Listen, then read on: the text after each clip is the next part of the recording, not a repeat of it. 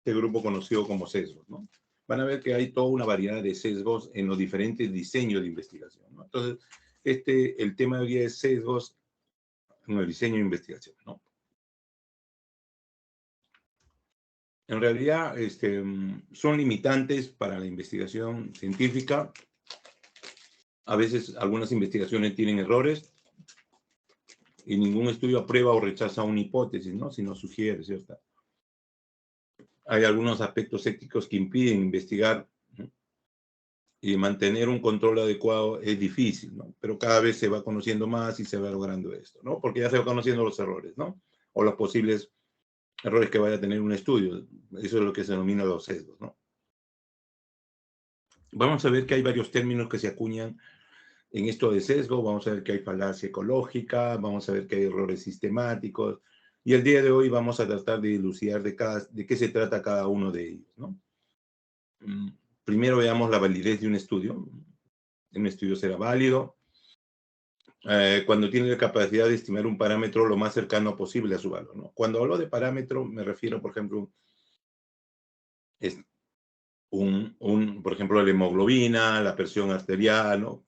Generalmente nosotros investigamos para determinar una característica o una variable de una población, ¿no? Y la idea no es escoger a toda la población mundial, ¿no? Para hacer un estudio, por ejemplo, de un nuevo medicamento, sino escoger un grupo, ¿no?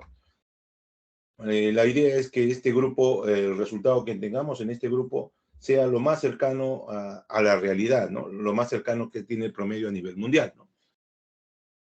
Y esto nos permite acuñar el término de validez, ¿no? La validez hay de dos tipos, ¿no? La interna y la externa, ¿no? La interna, en el cual los resultados de una observación son correctos para el grupo que se ha estudiado en particular, ¿no? O sea, esta validez es para la muestra, ¿no? Se ha hecho adecuadamente los cálculos, se ha medido correctamente, de repente se ha medido la presión arterial, han usado adecuadamente el instrumento, ¿no?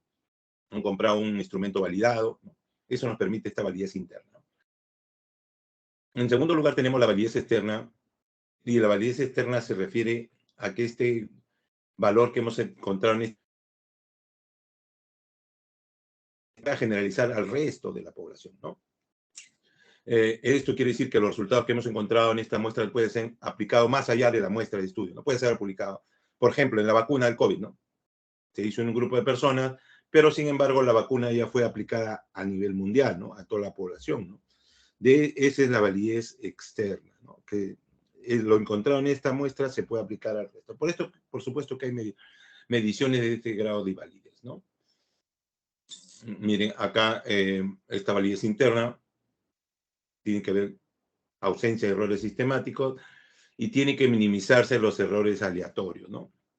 Error sistemático, básicamente nos estamos refiriendo a los sesgos, ¿no? Y error aleatorio es que, por ejemplo, vamos a hacer, por ejemplo, para un estudio de la vacuna del COVID, ¿no? Algo real, ¿no? Y de repente, estas personas que hemos escogido para nuestro ensayo clínico son sensibles a la vacuna, son alérgicos, ¿no? Entonces, falsamente yo podría concluir que produce muchos efectos adversos, ¿no? Entonces, ese es un error aleatorio, es decir, que hemos escogido algunos individuos voluntarios y hemos hecho la randomización, pero nos ha salido estos valores. Pero esto se mide, ¿no? Y lo tratamos de minimizar con técnicas para minimizar el error aleatorio, ¿no? En cambio, los errores sistemáticos, el denominado sesgo, es por, de repente no hemos planificado adecuadamente, ¿no? No hemos diseñado adecuadamente nuestra investigación, ¿no? Y la validez externa, nuevamente, es lo que se extrapola, ¿no? Generalmente, las características que tiene es que tiene una representatividad estadística, ¿no? Por eso ahí recuerdan el valor de P, tiene alta validez interna, ¿no? Un poco vamos a ver la validez y fiabilidad del estudio, ¿no? Validez se refiere al estudio, pero hay otro término que se utiliza, la precisión, la medición. Eso corresponde prácticamente, si empleamos un instrumento, la medición, lo que medimos, ¿no? La validez es el grado de ausencia del error sistemático de sesgo, ¿no? Validez exactitud, ¿no? El grado de que una variable representa lo que se supone que debe representar, ¿no? Esa es exactitud, ¿no? Bueno, este estudio proporciona resultados que se corresponden a los estudios reales. Hemos hecho una buena medición, ¿no? Dentro de esta muestra. Reproducibilidad, fiabilidad y precisión es el grado en que una variable tiene casi el mismo valor cuando se repite. Es decir, nuevamente se hace el estudio y se obtienen los mismos resultados, ¿no? Así lo hagan diferentes personas, los resultados deben ser los mismos, ¿no? Esto ocurre porque hay grado de ausencia de errores aleatorios, ¿no? Miren, cada término que se va, ante un estudio nos tenemos que preguntar, ¿son correctos los resultados? Pueden ser atribuidos al azar, o sea, lo que les mencionaba, que de repente nos resultamos algunos individuos alérgicos, son aplicables a otros contextos, es decir, se pueden aplicar en otras circunstancias, ¿no? Miren, son correctos los resultados, básicamente es validez interna, y son aplicables a otros contextos en la validez externa, ¿no? Eso es lo que nosotros estamos induciendo como respuesta, ¿no? Entonces, miren, acá tenemos la precisión y la validez, ¿no? Y le hemos hecho una tabla tetracórica, ¿no? De un lado está la precisión y de otro la validez, ¿no? Lo mismo que tenemos ahí, ¿no? Precisión, miren, este es lo ideal en el bull, en el centro, tiene buena validez y buena precisión. Miren, tiene invalidez, ¿no? Es decir, miren, da por fuera, ¿no? Pero está concentrado, ¿no? Y esto es el error sistemático, ¿no? Cuando los resultados son dispersos, ¿no? Baja reproducibilidad. Cuando son, además de ser dispersos, están distorsionados a un lado, ¿no? Es decir, sesgados, ¿no? Esto es lo peor, ¿no? Lo peor. El escenario adecuado es que tenga buena precisión y buena validez, ¿no? Acá algunas características, algunos ejemplos. La validez en plomo reportada en 4 laboratorios con diferentes condiciones de precisión y validez, ¿no? Laboratorio 1, laboratorio 2, laboratorio 3, laboratorio 4. Por supuesto que el primero es el que tiene mayor precisión, ¿no? Y mayor validez, ¿no? Que representa al cuadro anterior, ¿no? Entonces tenemos, finalmente tenemos los errores en los estudios científicos, uno que tienen que ver con la validez, dos, con el error sistemático o denominado sesgo, el 3, el error aleatorio, y 4, los factores de confusión que tienen que ser detectados, ¿no? Entonces tenemos la validez interna, error sistemático, los sesgos, error aleatorio, que tiene que ver con el tamaño de muestra, ¿no? Y la confusión que vamos a ver, ¿no? Errores aleatorios, errores sistemáticos. Errores aleatorios es el producto del muestreo y debemos minimizar. Errores sistemáticos son los denominados sesgos que vamos a ir revisando, ¿no? Por ejemplo, una persona que se nota febril 5 veces se toma la temperatura con un termómetro y se obtienen los siguientes resultados.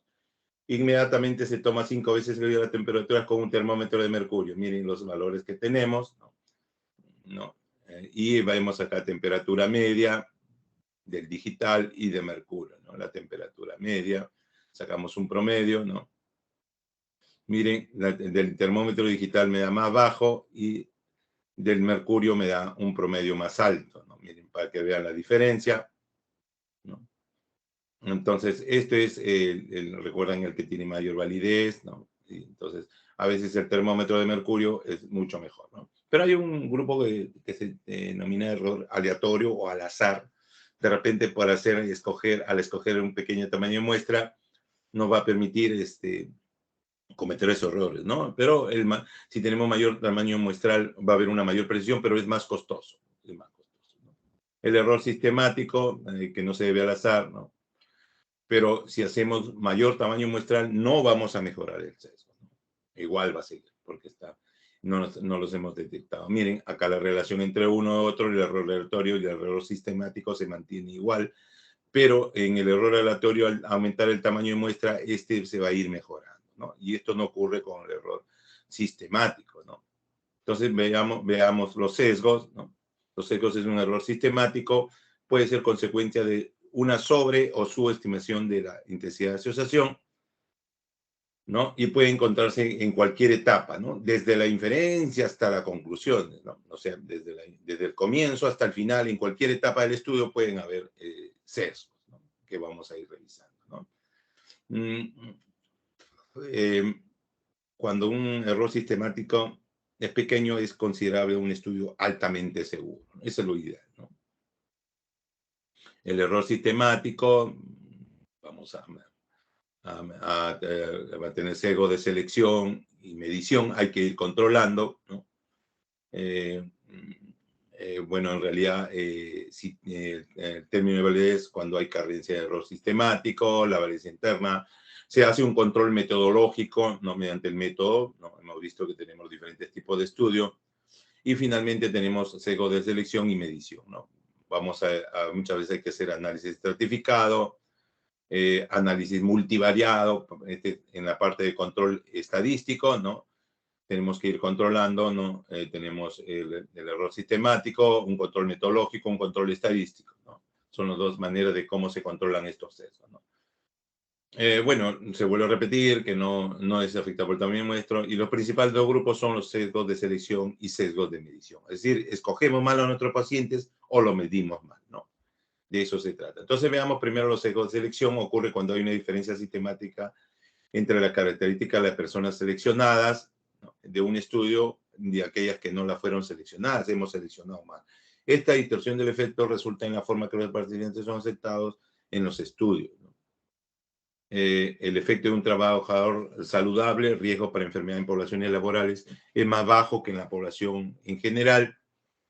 Puede haber pérdida de seguimiento en los estudios de cohorte, todo esto predispone a los sesgos, ¿no? Y cuando hacemos solución de voluntarios también hay un problema de sesgo, ¿no? ¿Por qué? Porque los voluntarios son, el estudio son parcialmente selectivo, cuando hay participantes pagados pueden ser diferentes a la población en general, porque por el dinero haya una cierta distorsión, ¿no? Datos de hospitales y clínicas de una población selectiva, es decir, si escogemos esto, vamos a ver pacientes un poquito más graves que en la población. Enfermedad o factor de investigación, algunas enfermedades hacen que sea no disponible para la investigación, ¿no? Sesgo de información, no, es el otro elemento. Hay una distorsión de la estimación, hay diferencia entre el verdadero efecto y la medición, y ese es un también denominado sesgo de mala clasificación, ¿no? No diferencial, ¿no? Vamos a ver que cuando escogemos y vamos a comparar un grupo son diferentes, ¿no? Y a veces es el sesgo de parámetro que va a actuar hacia un valor. Sesgo de memoria también hay, ¿no? Dentro de este grupo, ¿no? Algunos tienen mejor memoria si es que tienen la enfermedad, en cambio los que no tienen la enfermedad no tienen un sesgo de memoria adecuada, ¿no? Este cambia, por ejemplo, el riesgo relativo, ¿no? El error tiene la misma magnitud para todos los grupos, enfermos, expuestos y no expuestos, ¿no? Y miren, luego, cuando hacemos no diferencial, estado verdaderamente expuesto y los no expuestos, lo dividimos y hacemos un análisis diferente, ¿no? Y el riesgo relativo vamos a ver que es diferente, ¿no? El sesgo de información puede ser por un instrumento mal diseñado, un protocolo también inadecuado, pobre ejecución del protocolo, limitaciones debido a la característica del sujeto que tiene mala memoria, no se acuerda, errores de entrada de los datos y errores en los análisis del sesgo de información, ¿no? Falta de cobertura de fuente de posición, inclusión de posiciones que no tienen el verdadero agente, instrumento que mide un periodo de tiempo que no es el interés real, mal fraseo en las preguntas que llevan a un mal entendimiento, ¿no? Todo esto van a ocasionar fallas de especificar el protocolo con suficiente detalle. El protocolo no está especificado y las personas que recogen los datos se dan ciertas libertades y pueden estar desviando el proyecto, ¿no? Fallas para especificar un método que permita manejar situaciones no anticipadas, falla para extender el instrumento periódicamente a través de la colección de datos, ¿no? Falla del recolector de datos para seguir protocolos de la misma fuente, falla los sujetos de estudio para leer instrucciones de cuestionarios autoadministrados, manipulación o análisis inapropiado de especímenes biológicos, influencia de la personalidad, sexo, raza del entrevistador sobre el entrevistado, ¿no? Errores durante el análisis de entrada de datos, errores de digitación, puede haber errores en la tabla de conversión, errores en programación, categorización inadecuada cuando se hace variables continuas, ¿no? Por ejemplo, la presión arterial. La presión arterial puede ser hipertenso, no hipertenso, hipertenso leve, moderado y severo. Y así, ¿no? Riesgo, sesgo de una mala clasificación, ¿no? A veces están totalmente concordantes o discordantes y a veces es bueno pedir una tercera opinión, ¿no? Hay que diseñar procedimientos de control de calidad para el instrumento, para la preparación de datos, durante la recolección de datos, durante el procesamiento de datos también, ¿no? Miren, y acá salen cuando no se controlan las variables confusoras, la falacia ecológica, variabilidad de muestreo del azar y los sesgos de información y selección. Para demostrar, necesitamos evaluar si el sesgo ha sido introducido en la planeación del estudio y confusión si un factor externo está relacionado con la enfermedad y a la exposición, ¿no? El factor confusor puede ser que disminuya el factor o puede ser que aumente el factor, ¿no? El rol del azar siempre, los errores sistemáticos, habían mencionado. En realidad, un estudio es válido si sus resultados corresponden, ¿no? Y tenemos inicialmente el error aleatorio. En primer lugar, vamos a ir revisando el error aleatorio, ¿no? Que tiene que ver con el valor P, ¿no? Y la precisión, ¿no? Pues estos errores aleatorios pueden ser por error de muestreo, por la variación biológica y por error en la medición, ¿no? Estos pueden ser fuentes del error aleatorio, ¿no? Y tenemos que considerar el cálculo tamaño muestral de estos factores, ¿no? De variación biológica, error en medición. Tenemos que incluirlos para que el obtengamos un tamaño de muestra muy adecuado, ¿no? En realidad, vamos a ver tamaños relativos siguen siendo comparados en la información. Luego tenemos en tercer lugar la confusión, ¿no? La confusión, recuerden que habíamos hablado de factores confusores, que hay variables no detectadas, ¿no? Que están asociados entre la enfermedad y la exposición, ¿no? Efectos de dos exposiciones, factores de riesgo que no han sido separados, ¿no? Conclusiones incorrectas, ¿no? Y estos son los factores confusores y que van a crear confusión, ¿no? Pueden crear una apariencia de relación causa-efecto cuando en realidad no existe, inclusive, ¿no? Debería ser un determinante, un factor de riesgo de la enfermedad. Generalmente algunos factores confusores son la edad y la clase social, ¿no? La edad, por ejemplo, si estamos estudiando cáncer, a mayor edad, mayor riesgo, pues, ¿no? Entonces, ahí esto va a originar un factor de confusión, ¿no? No es que la edad cause cáncer, sino predispone a tener más riesgo, ¿no? Entonces, los más comunes son la edad y la clase social, los factores confusores, ¿no? Ya un poco se les va aclarando cuáles, ¿no? Cómo controlar la confusión mediante la autorización, mediante restricción, es decir, va a limitar el ingreso al estudio de aquellos que tienen algunas características muy particulares, haciendo el efecto de apareamiento, ¿no? Para equiparar las variables confusoras en ambos grupos, ¿no? Otra manera es estratificando, es decir, formar estratos de la variable confusora para poder medirlo, hacer un modelaje estadístico, es decir, hacer un análisis multivariado, donde se van a controlar las múltiples variables confusoras al mismo tiempo, ¿no?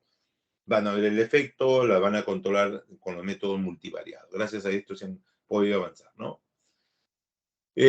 Al revisar la literatura, el de selección de la muestra, hacerlo de prevalencia o de incidencia de Neyman, ¿no?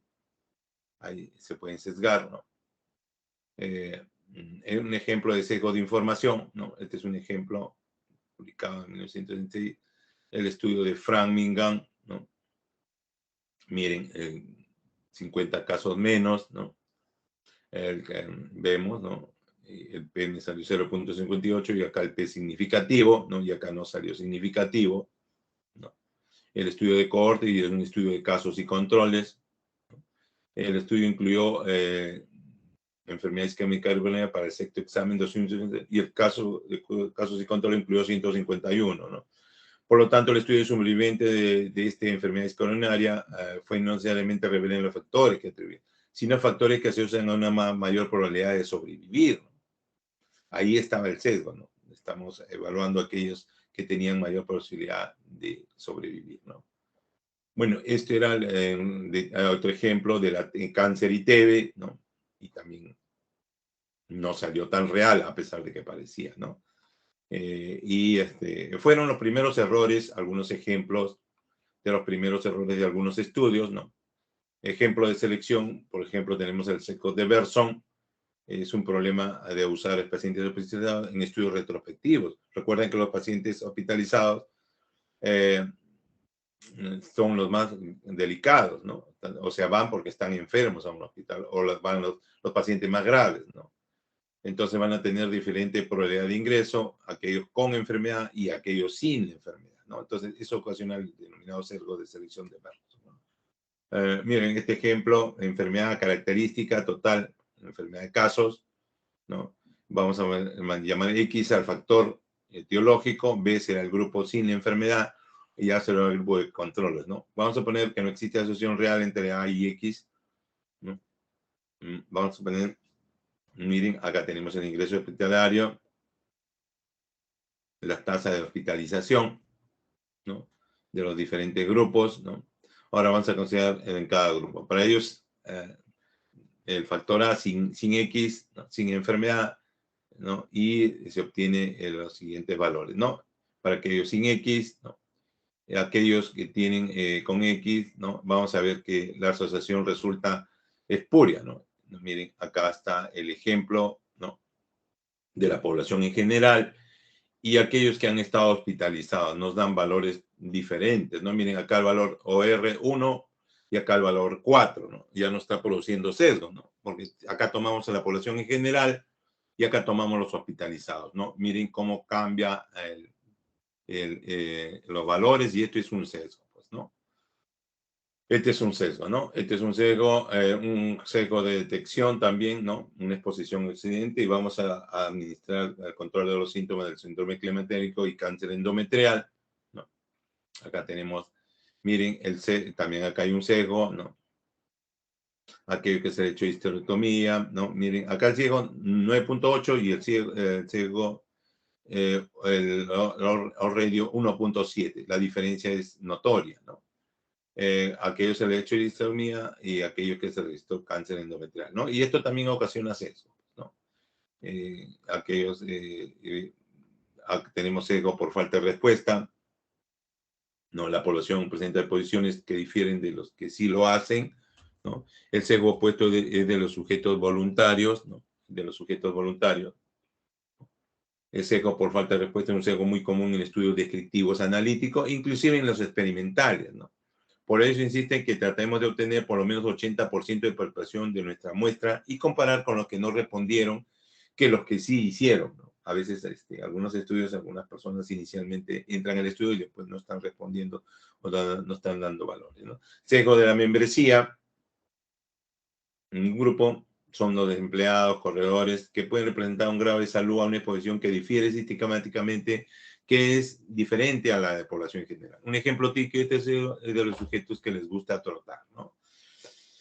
La hipótesis del ejercicio físico vigoroso protege la enfermedad coronaria recibió su apoyo inicial a partir de un estudio de casos y controles. Miren, acá está, ¿no? Acá está preventivo, 0.7 con valor de 0.0, aquellos que trotan, ¿no? Los sujetos con actividad física intensa representan menos del 30% de mortalidad por infarto que los sujetos que tienen a física leve, ¿no? Esta hipótesis fue probada más allá de los sobrevivientes de infarto agudo que participaron en forma voluntaria en un programa de rehabilitación, ¿no? Y ahí se le hace nuevamente, ¿no?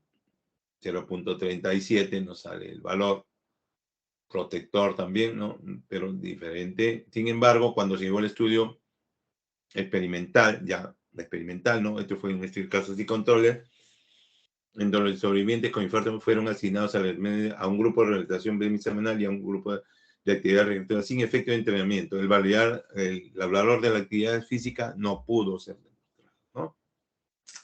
Entonces, la actividad física muchas veces no protege cuando se hizo el estudio experimental, ¿no? Y eso ocasionó un sesgo, ¿no? Luego tenemos otros tipos de sesgo, ¿no? Sesgo de sospecha diagnóstica, ¿no? El conocer los antecedentes de exposición del sujeto a un factor supuestamente nocivo puede influenciar la intensidad del proceso diagnóstico. Sesgo del tamaño inadecuado de muestra, ¿no? Las muestras son demasiado pequeñas que no, en realidad no prueban nada y esto está ocasionando un sesgo, ¿no? La muestra demasiado grande pueden probar cualquier cosa, a veces toman demasiada población y prueban cosas que no son muy adecuadas, ¿no? Entonces el tamaño muestral tiene que ser preciso y no más ni menos, ¿no? Sesgo de la selección de un procedimiento, ¿no? Ciertos procedimientos clínicos son ofrecidos a aquellos sujetos que se consideran como malos candidatos para otro procedimiento. Por ejemplo, la selección de pacientes para el tratamiento médico versus quirúrgico, ¿no? Ahí hay un sesgo, ¿no? Sesgo de los voluntarios. Los voluntarios representan una historia de exposición o de salud que tienden a ser más sanos generalmente, diferente a los sujetos que no son voluntarios, ¿no? Entonces los voluntarios tienden a ser un poco más sanos, ¿no? Luego, vamos a un ratito, vamos A ver, sí estamos.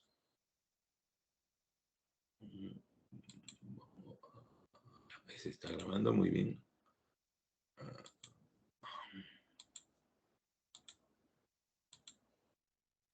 Listo. Seguimos. Bueno, seguimos. Bueno, sesgo de voluntario, ya mencionamos. Luego, sesgo al ejecutar una maniobra experimental o una exposición. Puede haber sesgo de contaminación, ¿no? Cuando un experimento, los miembros del grupo reciben de manera efectiva la maniobra experimental, por ejemplo, en infarto utilizando aspirina, los resultados entre el grupo experimental y el grupo de control pueden reducirse de manera sistemática, ¿no? Es decir, por equivocación se le ha dado tratamiento hacia el otro lado. Esto puede ocasionarse sesgo de falta de cooperación, sobre todo en los estudios experimentales, que requieren la colaboración del paciente cuando se le hace el procedimiento, ¿no? A veces la maniobra afecta el grado de cooperación de la paciente, por ejemplo, los pacientes de alto riesgo coronario que abandonan los programas de rehabilitación, ¿no? Se cansan, se aburren del programa de rehabilitación y no colaboran, ¿no? Sesgo de personalidad del terapista, ¿no? Cuando el tratamiento no es ciego, ¿no? Las convicciones del investigador acerca de la eficacia del tratamiento pueden afectar sistemáticamente tanto los resultados como la evaluación de los mismos, ¿no? Luego tenemos sesgo al evaluar la exposición y los resultados, ¿no? Esto se refiere a que el investigador conozca el diagnóstico de los casos y puede influenciar la necesidad, ¿no? Entonces, conoce el diagnóstico y quiere que le dé resultado, pues digo, de repente inconscientemente, ¿no? Y van a buscar una exposición supuesta de la causa de la enfermedad. Esta fuente de sesgo generalmente opera cuando se conoce la causa de la enfermedad, ¿no? Por ejemplo, estudio de cáncer de tiroides en niños, donde la asociación de exposición a la radiación se investigó con diferente intensidad, ¿no?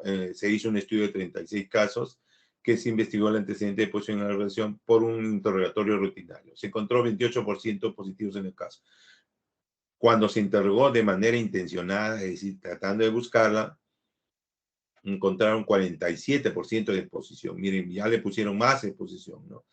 En realidad es aquella donde recuerdan eventos pasados y la pregunta de posición se repiten varias veces hasta que de repente el entrevistado le dicen que sí, ¿no?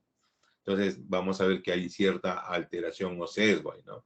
Tenemos además el sesgo de instrumentalización, que son los efectos en la calibración y mantenimiento de los instrumentos, pueden llevar a diversiones sistemáticas, es decir, cuando pesamos, tallamos, medimos la presión, ojo, el instrumento de medición tiene que estar estandarizado y generalmente verlos si están muy bien, ¿no?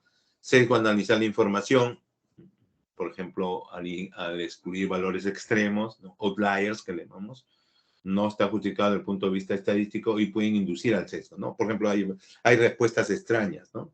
De algunos individuos que dan resultados muy diferentes al resto y eso hace que varíen los promedios, ¿no? Entonces, esto nos hace que se vean alterados, ¿no?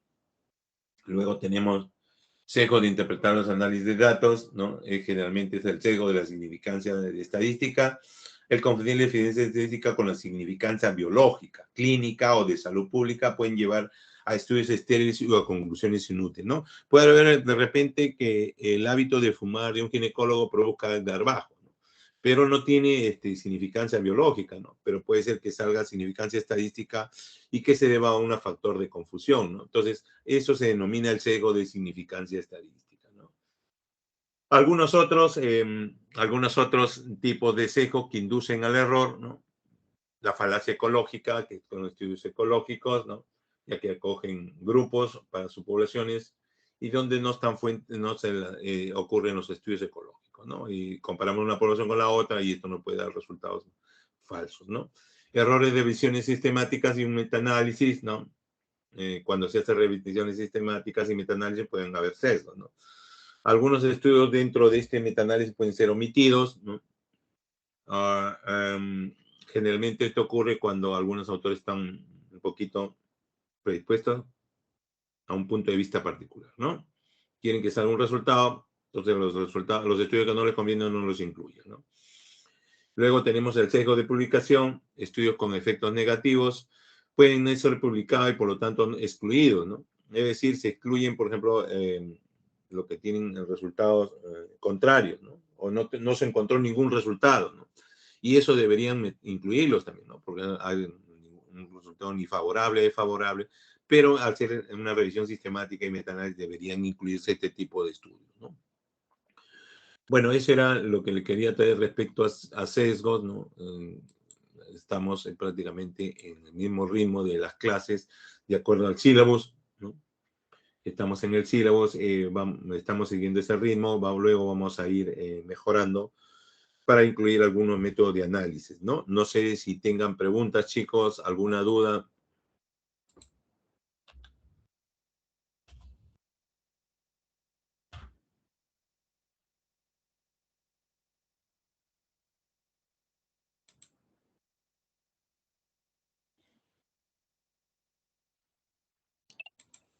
Doctor, parece que no hay preguntas por parte de mis Ok, compañeros.